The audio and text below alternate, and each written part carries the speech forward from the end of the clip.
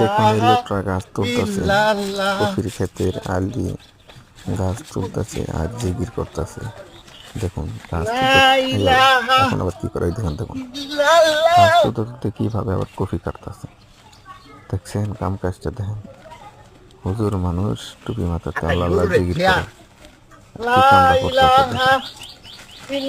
কফিটা খাইতে কি সুন্দর, তার বাস্তা ভিতরে নিয়ে নিল আবার জিগির করতেছে আর গাছ তুলতেছে। পিছন থেকে খেতালা দেখছি লাঠি নিয়ে কি করে দেখতেছে হুজুরের কাণ্ড কারখানাটা।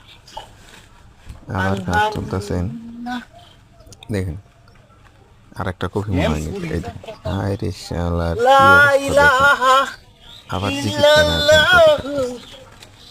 আপনারাই বলুন এরকম হুজুরের কি করা উচিত, অবশ্যই কমেন্ট করে জানাবেন।